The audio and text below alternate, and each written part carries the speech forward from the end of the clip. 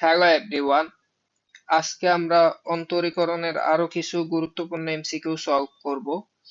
তো চলো শুরু করি। দেখো, একদম শুরুতে বলছে মূল বিন্দুতে মানে 0 0 বিন্দুতে একটা ফাংশন দিয়ে দিছে। এই ফাংশনের স্পর্শকের সমীকরণ বের করতে বলছে।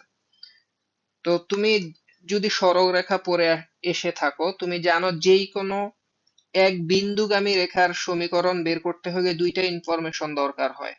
এক হচ্ছে কোন একটা বিন্দু দেওয়া থাকতে হবে, দুই নাম্বার হচ্ছে ঢাল দেওয়া থাকতে হবে। এই দুইটা ইনফরমেশন যদি দেওয়া থাকে, আমরা এক বিন্দুগামী সরলরেখার সমীকরণ বের করতে পারি। তো স্পর্শক এটা তো ওয়ান কাইন্ড অফ সরলরেখা, তাই না? এবং আমি অলরেডি জানি একটা বিন্দু হচ্ছে 0 0 বিন্দু, মানে মূল বিন্দু, ঠিক আছে। এখন শুধু জাস্ট আমার, যেহেতু স্পর্শকের সমীকরণ মানে হচ্ছে এই ফাংশনটার ঢাল বের করলেই হবে, এবং সেটা 0 0 বিন্দুতে হইতে হবে ঢালটা। তো এখন আমার টার্গেট হবে শুধু ঢাল বের করা। তো তোমরা যারা এতদিন ডেরিভেটিভ পড়ছো, তোমরা জানো যে ডিওয়াই বাই ডিএক্স মানে হচ্ছে ওয়ান কাইন্ড অফ ঢাল, তাই না? তো চল আমরা জাস্ট ডেরিভেটিভ শুরু করি। আমার দেওয়া আছে Y equal to sine inverse X by three, এটা দেওয়া আছে। তো এটার ডেরিভেটিভ কি হবে? ডিওয়াই বাই ডিএক্স, ঠিক আছে, এটা হচ্ছে সাইন ইনভার্স এক্স এর ডেরিভেটিভ, তাহলে সেটা one by root over one minus X square. এখানে এক্স মানে কিন্তু এক্স বাই থ্রি, তাহলে তোমাকে লিখতে হবে এক্স স্কোয়ার বাই নাইন। এখন তুমি খেয়াল করো, এটা তো আর এক্স না, তাহলে এটাকে আবার ডেরিভেটিভ করতে হবে। এক্স বাই থ্রি এর ডেরিভেটিভ হচ্ছে ওয়ান বাই থ্রি, আশা করি এটা তোমরা জানো। ঠিক আছে, তো আমি ডেরিভেটিভ করে ফেলছি। এখন এই যে ঢালটা আসছে মানে ডিওয়াই বাই ডিএক্স, এটা হচ্ছে ইন জেনারেল সবার জন্য ঢাল, কিন্তু আমার দরকার জাস্ট মূল বিন্দুতে। তাহলে আমি কি করব, এখন এই ফাংশনটাতে বা এই ডেরিভেটিভ আমি মূল বিন্দুটা বসায় দিব। ডিওয়াই বাই ডিএক্স, সেখানে 0 0 পয়েন্ট বসায় দিব। হ্যাঁ, বসায় দেখি কি হয়। আচ্ছা, এখানে জিরো বসালে এটা বাদ হয়ে যাবে, উপরে ওয়ান নিচে ওয়ান থাকবে, ওয়ান থার্ড। ঠিক আছে, ওয়ান এর সাথে ওয়ান থার্ড গুণ হয়ে জাস্ট ওয়ান থার্ড হবে। আশা করি এটা বুঝছো, তাই আমি এটা বাদ দিয়ে দিই, জাস্ট লিখে দেই মূল বিন্দুতে ঢাল হবে ওয়ান বাই থ্রি। দেখো আমি ঢাল পেয়ে গেছি। এখন জাস্ট হচ্ছে আমি এক বিন্দুগামী সরলরেখার সমীকরণ বের করলেই হবে। তাহলে কি হবে সেটা? সেটা হবে, দেখো আমি শুরু করি, সেটা হবে ওয়াই মাইনাস ওয়াই ওয়ান, আর আমি জানি এখানে ওয়াই ওয়ান মানে হচ্ছে zero. Okay, equal to M, M মানে ঢাল, সেটা ওয়ান বাই থ্রি। আর এখানে হবে এক্স মাইনাস এক্স ওয়ানটাও জিরো। শেষ। ঠিক আছে, তুমি দুই পাশে এক কাজ করতে পারো, এই যে 3 দিয়ে গুণ করতে পারো সবাইকে, তাহলে কি হবে, এখানে 3y হয়ে যাবে, আর এখানে 1 থাকবে, 1 ইন্টু এক্স মানে হচ্ছে এক্স থাকবে। আলটিমেটলি অ্যান্সারটা কি হবে? 3y by 3y minus X equal to zero, এটাই ইকুয়েশন, এটাই স্পর্শকের সমীকরণ। আশা করি এটা নিয়ে কোনো প্রবলেম নাই। এরকম অ্যান্সার কোনটা আছে বলো? এরকম অ্যান্সার তো দেখতে পাচ্ছি না। আচ্ছা, তুমি এই যে এটার সাথে যদি মিলাইতে চাও, এখন আমি ধরো দুই পাশে ওয়ান দিয়ে গুণ করে দেই, মাইনাস ওয়ান দিয়ে, তাহলে এক্স হয়ে যাবে পজিটিভ, ওয়াই হয়ে যাবে নেগেটিভ, তাহলে মাইনাস থ্রি ওয়াই। আর এই পাশে জিরো দিয়ে গুণ করলে তো জিরোই হবে। তো দেখো এরকম একটা অ্যান্সার কিন্তু আছে, তাহলে তুমি এটাকে অ্যান্সার লিখতে পারো। আশা করি এটা নিয়ে আমাদের কোনো প্রবলেম নাই। তো দেখি পরের ম্যাথটা। আচ্ছা দেখো, এটা খুব সুন্দর একটা ম্যাথ, তুমি চাইলে এটা ক্যালকুলেটর দিয়ে করতে পারো। লিমিটের ম্যাক্সিমাম ম্যাথই ক্যালকুলেটর দিয়ে করা যায়, এবং এটা নিয়ে আমার একটা ভিডিও আছে, তুমি প্লে লিস্ট খুঁজলেই পাবা। লিমিটের যেই টপিকটা আছে সেখানে দেখো ক্যালকুলেটর দিয়ে কিভাবে লিমিট করতে হয় সেরকম একটা ভিডিও আছে, ওখানে তুমি অনেক অ্যাডভান্টেজ পাবা যদি দেখো। আর এমনিতে ডিটেলসে কিভাবে সলভ করতে হয় দেখো, কি বিশাল একটা বীজগণিত ফাংশন দেওয়া আছে, এটা লিমিট বের করতে হবে। আমি জাস্ট আগে লিখে রাখি, এখানে হচ্ছে limit x tends to infinity, আর উপরে কি আছে, 5n plus one plus 7n plus one divided by 5 to the power n minus 7 to the power n। এই ফাংশনটা দেওয়া আছে, এটা লিমিট বের করব, এবং সেখানে এক্স টেন্ডস টু হচ্ছে ইনফিনিটি। এটাতে এক্স টেন্ডস টু ইনফিনিটি হবে না, এটা এন টেন্ডস টু ইনফিনিটি হবে, এখানে এগুলাতে এন, তাই না? এখানে একটু ভুল আছে, ফাংশন লিমিটটা লেখা ভুল, এখানে হচ্ছে এটা এন টেন্ডস টু ইনফিনিটি। ওকে, এখন তুমি একটা ব্যাপার খেয়াল করো, এই টাইপের ম্যাথ যখন থাকবে, মানে এরকম সূচক আকারে যখন আসে, বুঝছো, কোন একটা সংখ্যার উপর পাওয়ার, সেক্ষেত্রে সবচেয়ে বড় যে পাওয়ার সেটা দিয়ে সবাইকে ভাগ দিবা। তুমি দেখো সবচেয়ে বড় পাওয়ার কিন্তু 7 whole to the power n plus 1, দেখো এটাই কিন্তু সবচেয়ে বড়। আর এটা তো 5 এর উপর পাওয়ার n+1, ইটস ওকে, আর বাকিগুলো তো আরো ছোট। তাই এটা দিয়ে আমি সবাইকে ভাগ করার চেষ্টা করব। তো আমি এই কাজটাই করি, হ্যাঁ। বারবার লিমিট লিখবো না, লিমিট পরে বসায় দিব, আমি আগে জাস্ট ভাগটা করে দেখি, হ্যাঁ। দেখো ভাগ যদি করি, এখানে আমি ভাগ করব 7n+1, এটা কমন নিব, তাহলে এটা দিয়ে ভাগ করলাম, মিন করি। তো তুমি খেয়াল করো, এখানে তো n+1 আছে, আবার এটা দিয়েও যদি ভাগ করো, তাহলে তুমি একবারে লিখতে পারবা 5, সেটার নিচে 7, দুইটার উপর একই পাওয়ার দিয়ে দিলে হবে, এই যে n+1। মানে কি, 5 এর উপরও n+1, আবার 7 এর উপরও n+1, এটা দিয়ে তো ভাগ করছিলাম, এজন্য একসাথে এই পাওয়ার আকারে লিখে দিছি। মাইনাস, সরি প্লাস, এখানে 1 হবে। বলতো 1 কেন হয়েছে? কারণ আমি তো এটা দিয়েই ভাগ করছিলাম, তো এটা দিয়ে এটাকে ভাগ করলে তো শেষে 1 থাকবে। আশা করি এটা নিয়ে আমাদের কোনো প্রবলেম নাই। এখন নিচেও কিন্তু আমি সেম জিনিস দিয়ে ভাগ করব, যে যেন কাটতে পারি। আমি এখানেও ইচ্ছা করে 7n+1 দিয়ে ভাগ করলাম। তাহলে নিচে কি হবে বলতো? নিচে এখানে কিন্তু জাস্ট 5 ছিল, এখানে দেখো এখানে হচ্ছে 5 টু দি পাওয়ার n ছিল। তো সেটাকে তুমি চাইলে 5/7, দুইটার উপরে পাওয়ার n দিয়ে দাও। এখন কি হয়েছে দেখো, 5 এর উপর n ছিল, ইটস ওকে, এটা ঠিক আছে, কোনো প্রবলেম নাই। কিন্তু নিচেও 7 এর উপরে n, সেটা দিয়েও ভাগ করছি, এটাও প্রবলেম নাই। কিন্তু এক্সট্রা এই যে 1, এটা তুমি কিভাবে ব্যালেন্স করবা? আমি তো এখানে just 7 to the power n সংখ্যক বার ভাগ করছি, আরো একটা বেশি ভাগ কিন্তু রয়ে গেছে। সেজন্য আমি এই এক্সট্রা এখানে গুণ করে দিতে পারি 1/7, মানে আরো একটা 7 দিয়ে ভাগ করলাম। আশা করি এটাও বুঝতে পারছো। এটা যদি বুঝো তাহলে তুমি পরের লাইন বুঝবা। এই যে দেখো 7 টু দি পাওয়ার n, সেটাকেই যদি 7 টু দি পাওয়ার n দিয়ে ভাগ করি, 1 হবে, কিন্তু আরো একটা এক্সট্রা দিয়ে ভাগ করতে হবে। তাহলে তুমি পাবা 1 × 1/7। আশা করি এটা নিয়ে কোনো প্রবলেম নাই। যদি একটু মানে ক্রিটিক্যাল মনে হইতে পারে, তুমি একটু ভালো করে চিন্তা করো, বুঝছো? এটা ভালো করে দেখো। কিভাবে দেখবে? এই যে আমি এখানে একটা সংখ্যা দেখাই, সাপোজ এখানে হচ্ছে 7, তাকে যদি আমি 7n+1 দিয়ে ভাগ করি, তাহলে কি হবে তুমি দেখো, 7 টু দি পাওয়ার n, আর নিচেরটাকে কি এভাবে ভেঙে লেখা যায় না? এ দেখো n+1, সেটাকে দুইটা ভাগে ভাঙলাম, একটা হচ্ছে n, আর এখানে তো 1, এভাবে লেখা যায়। আলটিমেটলি এটা কাইটা জাস্ট 1/7 থাকে, দেখছো? এটাই কিন্তু লিখছি, এই যে 1/7, আর কাইটা এখানে 1 থাকে। তো এত যে কাহিনী করলাম, এটা করে আমার কি লাভ হয়েছে বলতো? এটা করে একটা লাভ কিন্তু হয়েছে, সেটা হচ্ছে এখানে n টেন্ডস টু কিন্তু ইনফিনিটি।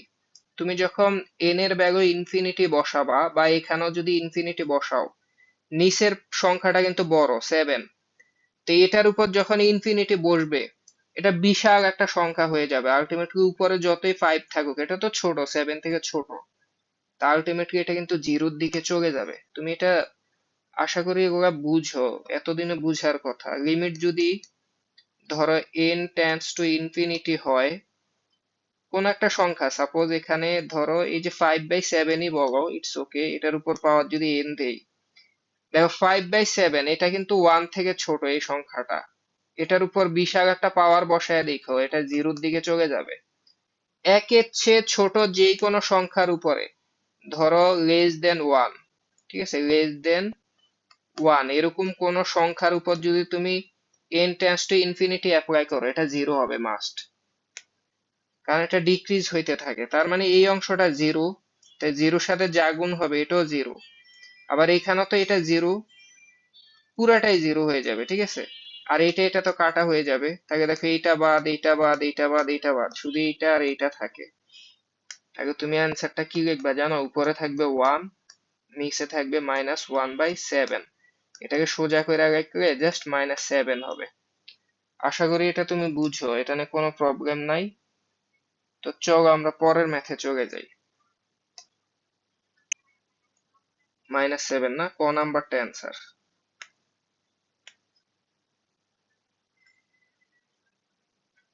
দেখো একদমই সিম্পল একটা কোশ্চেন, বলছে এত এত বিন্দুতে অভিলম্বের সমীকরণ বের করো। স্পর্শকের সমীকরণ কিন্তু চায় নাই। তো আমরা এমনিতেই এটা জানি যে স্পর্শকের উপর নর্মালি অভিলম্বটা লম্বই হয়, তাই না? সাপোজ ধরো আহ এটা কিভাবে দেখাবো, সাপোজ আমি একটা ফাংশন এরকম আঁকলাম, হ্যাঁ। সাপোজ এই জায়গায় যদি আমি স্পর্শক আঁকতে চাই এখানে, তাহলে সেখানে স্পর্শকটা এরকম হবে। ধরো তখন স্পর্শকটা, এই যে এখানে স্পর্শকটা হয়তো এরকম হবে, বুঝছো, এটাই স্পর্শক। আর এখানে যদি এই পয়েন্টে যদি তুমি লম্ব চাও, বুঝছো, তখন দেখবা লম্বটা আসলে এই যে ধরো এটার উপর লম্ব এরকম কিছু হবে।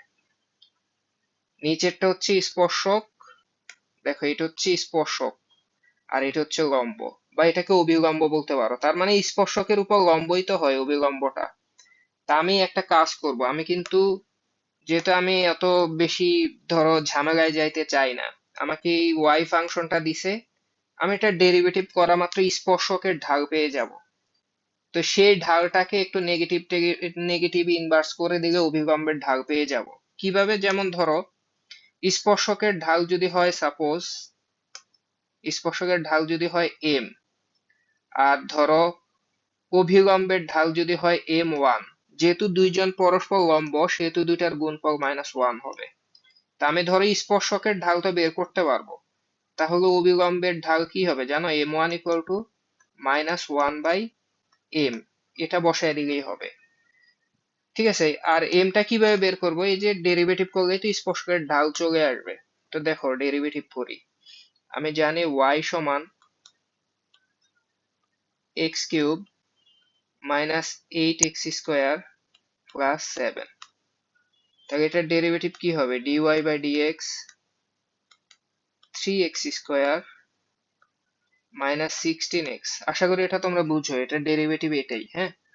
এখন এটার ঢালটা আমি চাইবো কোন বিন্দুতে? 1 1 বিন্দুতে। তাহলে 1 1 বিন্দুটা এখানে বসায় দাও, x এর জায়গায় 1 বসালে 3 × 1² -16 × 1, তাহলে -13 হয়ে যাচ্ছে, তাই না? তো এটা হচ্ছে স্পর্শকের ঢাল।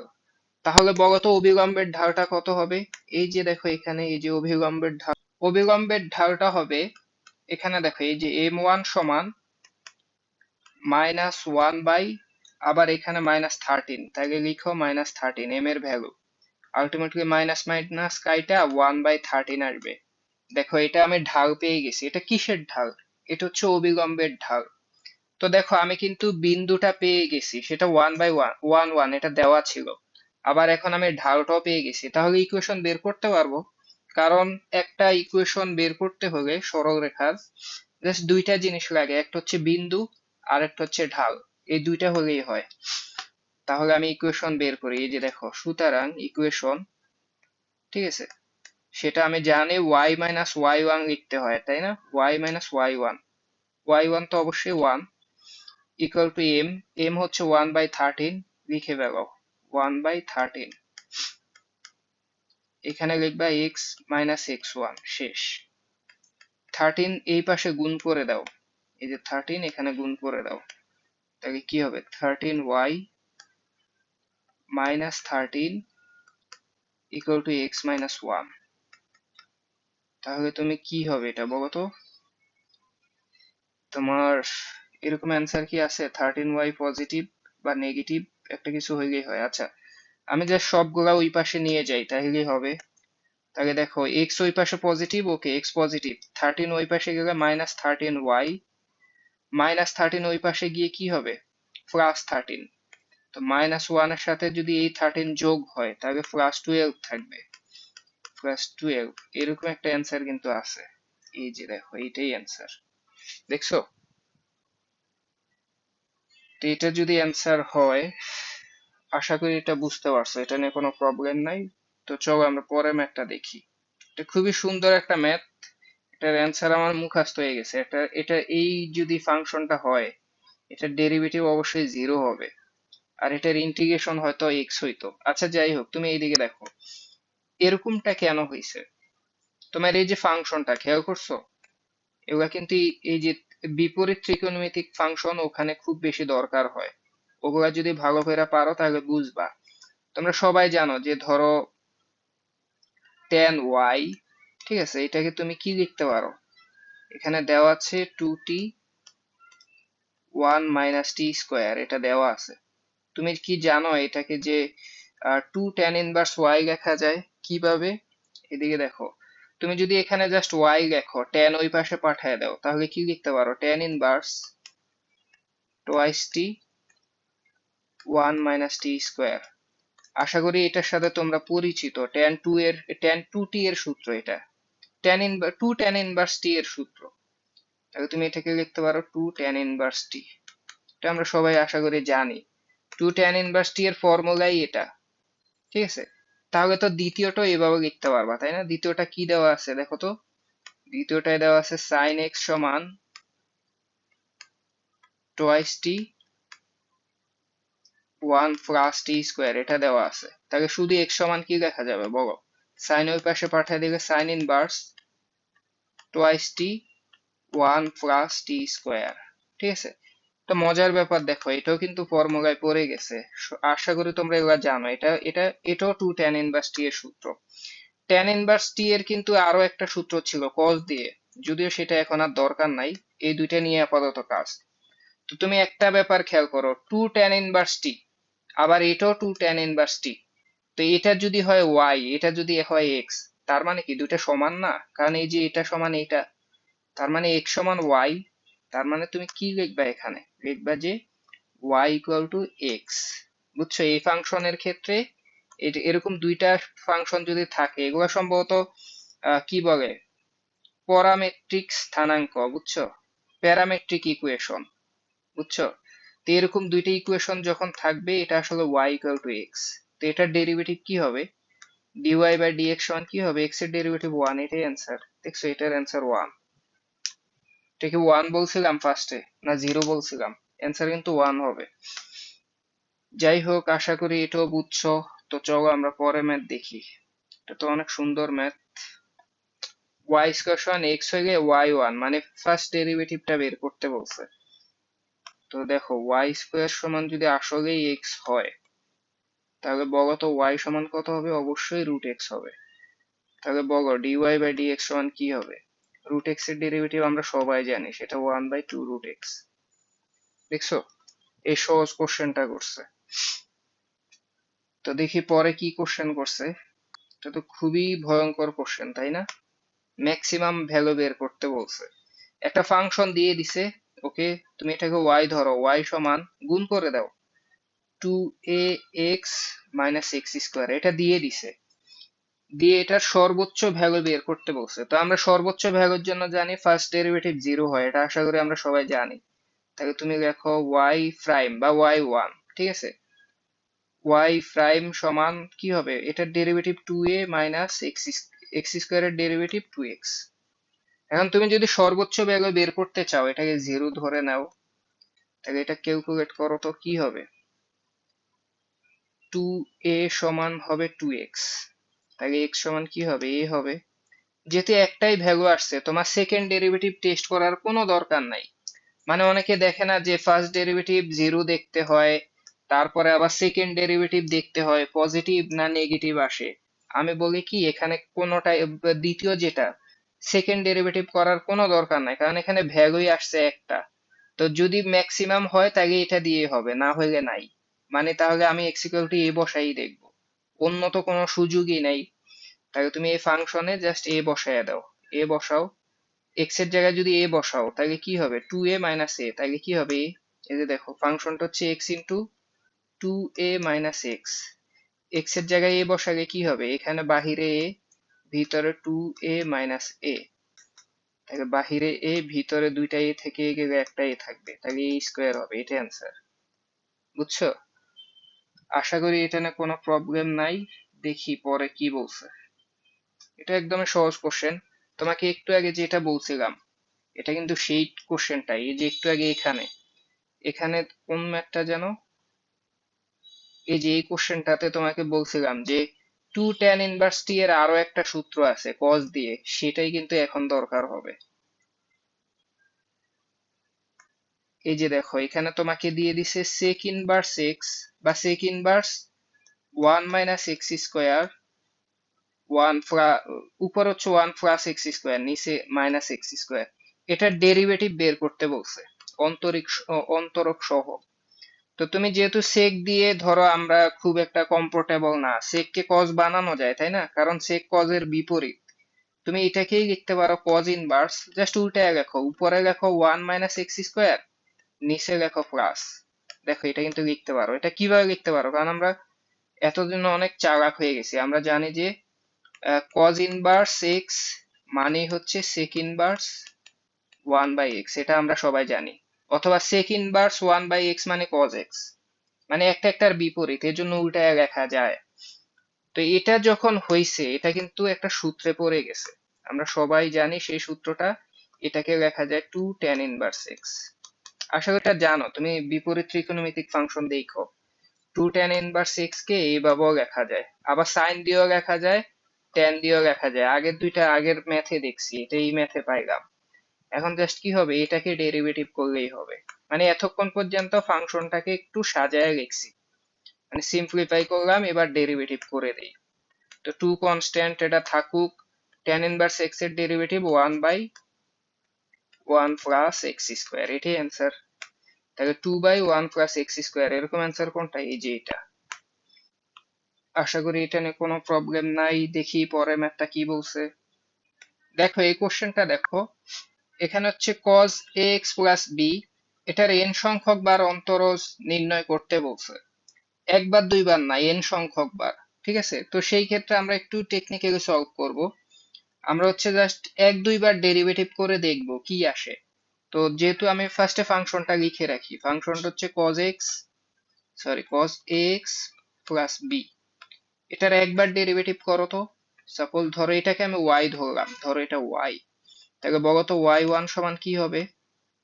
cos এর ডেরিভেটিভ আমরা সবাই জানি মাইনাস হবে, সাইন হবে, তাই না। আচ্ছা, cos এর ডেরিভেটিভ, সরি, cos এর ডেরিভেটিভ হবে মাইনাস, তারপর সাইন হবে, ওকে লিখলাম সাইন।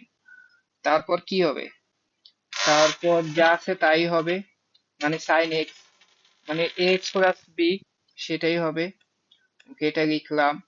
এখন এটা কিন্তু এক্স না, এটার ডেরিভেটিভ কি হবে, এক্স এর ডেরিভেটিভ এ হবে, তাহলে বাহিরে একটা এ আসবে। এখন তুমি দেখো, এটাকে তুমি কি এইভাবে লিখতে পারো টেকনিক্যালি। ধরো এটাকে লিখলাম এ, তার উপর পাওয়ার 1, যেহেতু একবার ডেরিভেটিভ করলাম। সাইন না লেখা ধরো কজ লিখলাম, তারপর π/2 × 1 লিখলাম, হ্যাঁ, সাথে ধরো এক্স প্লাস বি লিখে দিলাম। দেখো তো একই কিনা, একই কিনা আমি কিভাবে চেক করবো, এই যে দেখো cos এর সামনে π/2 এর 1 গুণিতক, তাই এটা সাইন হয়ে যাবে, কারণ বিজোড় সংখ্যা। এবং যেহেতু π/2 এর সাথে যোগ আছে, মানে এটা দ্বিতীয় ঘরে পড়বে, দ্বিতীয় ঘরে cosটা নেগেটিভ, আলটিমেটলি দেখো মানে সাইনও হয়ে যাবে, মাইনাসও আসবে, তার মানে ফার্স্ট ডেরিভেটিভটা এটা হবে। আশা করি এটা নিয়ে কোনো প্রবলেম নাই। তুমি প্রয়োজনে আরেকবার ডেরিভেটিভ করে দেখো। আমি ধরো y2 বের করলাম, তো সেই ক্ষেত্রে y2 এবার হচ্ছে ধরো তুমি সাইন এক্স মনে করো, সাইন এক্স এর ডেরিভেটিভ হচ্ছে cos x, তাকে লিখলাম ধরো cos, তারপর ax প্লাস b, এটা হবে। কিন্তু এটাকে আবার ডেরিভেটিভ করলে একটা এক্সট্রা কি আসবে, এ আসবে বাহিরে, কারণ এক্স এর ডেরিভেটিভ এ, তো সেটা বাহিরে আসলে কি হবে, এবার এ স্কোয়ার হয়ে যাবে আর মাইনাসটা থাকবে। তুমি খেয়াল করো এটাকে কি এইভাবে সাজানো যায়, যেহেতু এ স্কোয়ার, তাকে দেখো দুইবার ডেরিভেটিভ এ স্কোয়ার, দেখো a⁴ হয়েছে, হ্যাঁ। তারপরে যেটা হয়েছে তুমি খেয়াল করো, তুমি এটাকে cos, ওকে এটা cos এই আছে, তাহলে cos লেখো, তারপর π/2 × 2 প্লাস এক্স প্লাস বি, দেখো তো এটা লেখা যায় কিনা, চেক করে দেখো। চেক কিভাবে করবা, দেখো জোড় গুণিতক, তাহলে cosটা cosই থাকবে। তারপরে π/2 × 2 মানে 180 ডিগ্রি প্লাস সামথিং, তাহলে এটা তৃতীয় চতুর্ভাগে পড়ে, তার মানে নেগেটিভ হয়ে যাবে, তার মানে এটা আর এটা আসলে সেম। তা আলটিমেটলি এইভাবে যখন চলতে থাকবে, আমি বুঝতেই পারতেছি এটা এইভাবে চললে n বার ডেরিভেটিভ করলে a⁴n হবে, এখানে cos এর cosই থাকবে, এখানে π/2 হবে, এখানে n হবে, প্লাস এখানে x প্লাস b হবে, বুঝছো। আশা করি এখন তো এটা বুঝতে পারতেছি, তার মানে অ্যান্সার এটা হওয়া উচিত, বুঝছো। তো আশা করি এটা না কোনো প্রবলেম নাই। তো দেখি পরের ম্যাথটা কি বলছে। এটা খুবই মজার একটা কোশ্চেন, অনেকে এটা দেখে খুব ভয় পেয়ে যাবে, বিশাল কিছু মনে করবে। তুমি দেখো এখানে ফাংশনটা হচ্ছে জাস্ট 5, মানে ফাংশন অফ এক্স, তার ভ্যালুটা হচ্ছে 5, মানে এটা একটা কনস্ট্যান্ট ফাংশন। তো তুমি কি জানো কনস্ট্যান্টের ডেরিভেটিভ কি হয়? অবশ্যই জিরো হয়। তো তোমার এই যে হ্যান ত্যান হাবিজাবি দিয়ে রাখছে, এটা আসলে কি মূল নিয়মে অন্তরীকরণ না? যারা মূল নিয়মে অন্তরীকরণ করছো তোমরা তো জানো এটাই মূল নিয়মে অন্তরীকরণের মেইন ডেফিনেশন। তো মূল নিয়মে অন্তরীকরণ সেটা তো এক ধরনের অন্তরীকরণ, তাই না? তো এই যে ফাংশনটা হচ্ছে 5, এটা যেহেতু কনস্ট্যান্ট, এটার ডেরিভেটিভ যেভাবেই করো, মূল নিয়মে করো নাইলে যেমনে মন চায় সেভাবেই করো, এটার অ্যান্সার জিরোই হবে। তো এত কাহিনী না করে অ্যান্সার জিরো লিখে দিবা। তো আশা করি এটা নিয়ে কোনো প্রবলেম নাই। চলো দেখি পরের ম্যাথটা কি বলছে। এটা খুবই সুন্দর একটা কোশ্চেন। ক্রমহ্রাসমান কোথায় হবে? আচ্ছা, ক্রমহ্রাসমান মানে বুঝো, ধরো আমি একটা ফাংশনের গ্রাফ আঁকি, দেখো সাপোজ ফাংশনটার গ্রাফ হচ্ছে মনে করো এরকম, ঠিক আছে এটা। এখন তুমি খেয়াল করো ফাংশনটা এই যে এই জায়গায় কিন্তু হ্রাস পাচ্ছে, আবার এখানে কিন্তু বৃদ্ধি পাচ্ছে। দেখো এখানে বৃদ্ধি পাচ্ছে, হ্রাস পাচ্ছে, বৃদ্ধি পাচ্ছে, হ্রাস পাচ্ছে, বৃদ্ধি পাচ্ছে, হ্যাঁ। তো কোথায় বৃদ্ধি পাবে কোথায় হ্রাস পাবে এটা তুমি কিভাবে বুঝবা?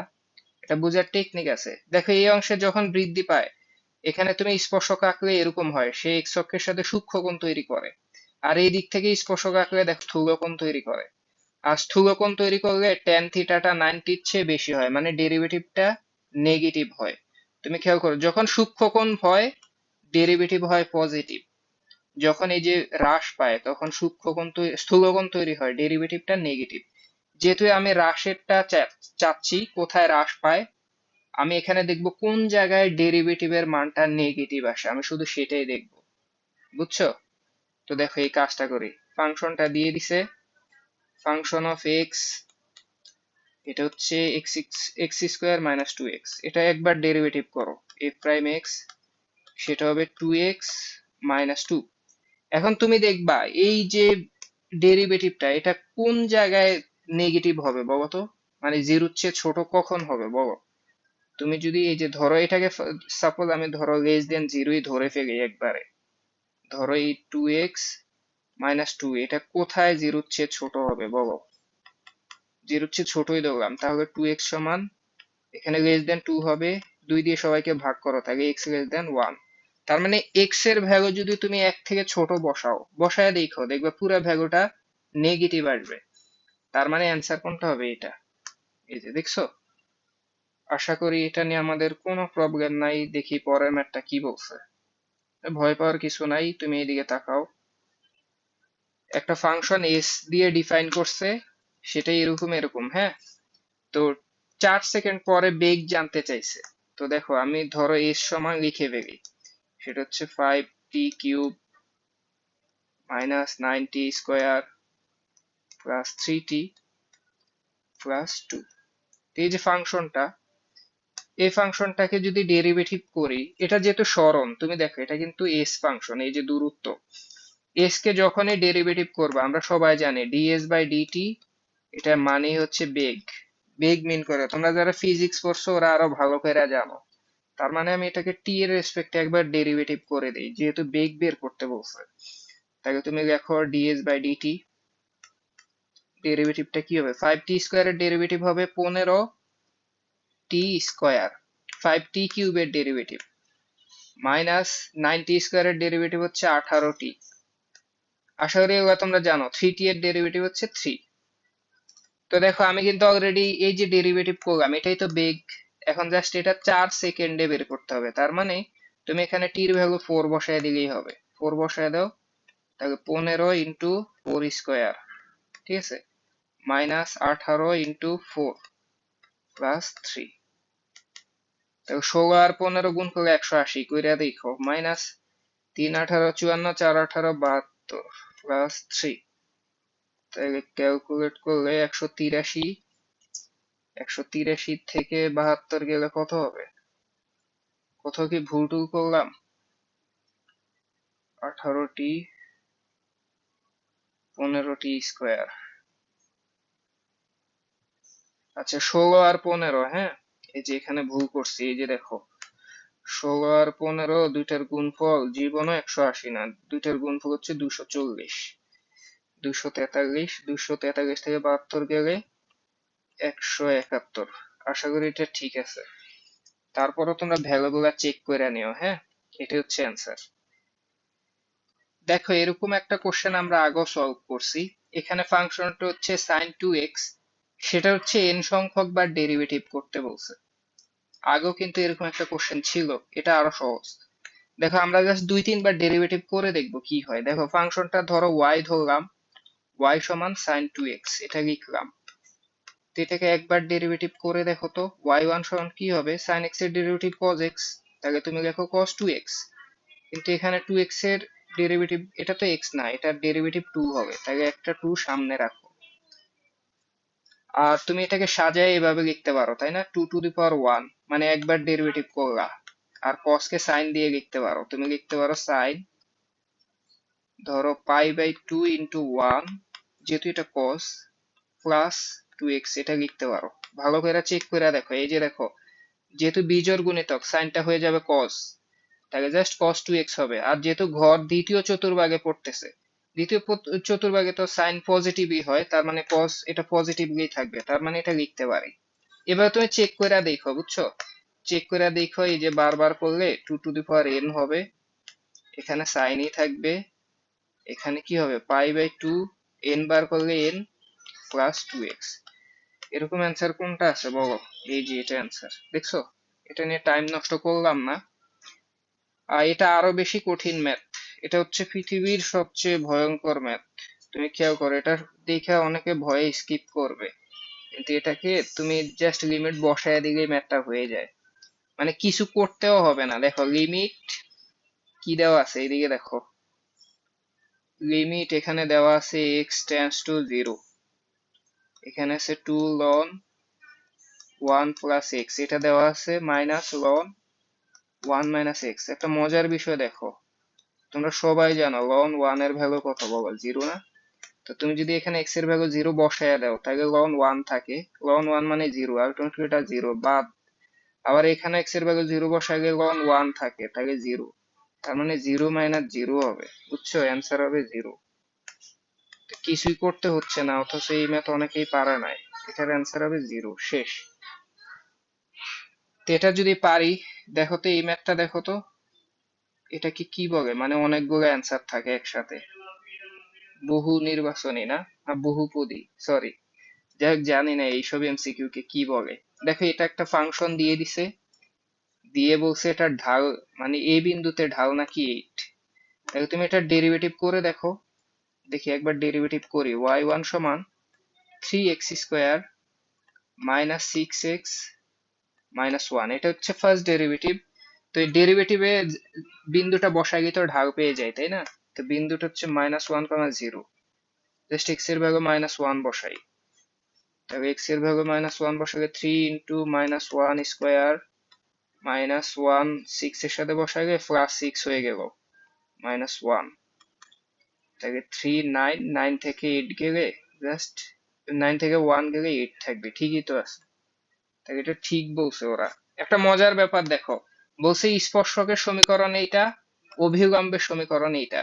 এখন তুমি আগে দেখো এটা লম্ব এটা হইতে পারে কিনা। দেখো যেহেতু একজনের চিহ্ন নেগেটিভ, তাকে যেহেতু লম্ব বের করব, তাকে দ্বিতীয়টা পজিটিভ হওয়া উচিত। তোমরা সবাই জানো যে কোনো একটা সরলরেখার লম্ব রেখা বের করতে গেলে চিহ্ন চেঞ্জ হয়, তাই না? এখানে নেগেটিভ থাকলে পরেরটা অবশ্যই পজিটিভ হওয়া উচিত ছিল, তার মানে যে কোনো একজন অবশ্যই ভুল হবে। মানে এটা যদি স্পর্শক হয়, এটা জীবনও অভিলম্ব হবে না, আবার এটা যদি অভিলম্ব হয়, এটা জীবনও স্পর্শক হবে না। তুমি একটা করলেই হবে। তাহলে আমি জাস্ট স্পর্শকের সমীকরণটাই বের করে ফেলি। আমি অলরেডি বিন্দুটা জানি, ঢাল জানি, তাহলে স্পর্শকের সমীকরণ কি হবে, y মাইনাস y1, y1 এর ভ্যালু 0 ইকুয়াল টু ঢাল মানে m, x minus x1, x1 মানে -1, তাহলে প্লাস 1 লেখো। আলটিমেটলি তুমি পাবা y equal to 8x plus 8। এরকম অ্যান্সার, তাকে এক পাশে নিয়ে আসো অথবা ওইটা ওই পাশে নাও। তাহলে 8x minus y plus 8 equal to 0। তাহলে দেখো এটা কিন্তু ঠিকই আছে স্পর্শক, তার মানে দ্বিতীয়টা ভুল, এটা ভুল। তাহলে অ্যান্সার 1 2। দেখছো কিভাবে তুমি কম সময়ে সলভ করতে পারবা? তোমার দরকার আছে পরেরটা চেক করার? দরকার নাই। তাহলে তুমি দেখো তো, এটা আমাদের আজকের দিনের সম্ভবত শেষ ম্যাথ। খুবই সুন্দর একটা কোশ্চেন। একটা ফাংশন দিছে, স্পর্শকের ঢাল চাইছে, তাকে ডেরিভেটিভ করো দ্রুত। এ প্রাইম এক্স, দেখো 2x² এর ডেরিভেটিভ হচ্ছে 4x, মাইনাস এক্স এর ডেরিভেটিভ -1, এটাই ডেরিভেটিভ। এখন জাস্ট বিন্দু বসাও, 1 4 বিন্দু বসাও, এক্স এর ভ্যালু 1, 1 বসায় দিকে 4 ইন্টু 1 -1, তাকে 3 আসে, তাকে এটা ঠিকই লিখছে। এবার দেখো কোথায় ক্রম হ্রাসমান। আমরা জানি হ্রাসমান হইলে ফার্স্ট ডেরিভেটিভটা নেগেটিভ হইতে হবে। তো তার ফার্স্ট ডেরিভেটিভ হচ্ছে কি 4x - 1, এটা জিরোর চেয়ে ছোট হইতে হবে। তাহলে 4x লেস দেন 1, তাহলে x লেস দেন 1/4, এটাও ঠিক লিখছে। তাহলে দেখছো এটাও ঠিক। তাহলে 3 নাম্বারটা ভুল হওয়া উচিত। এত বেশি ঠিক কি হওয়া উচিত?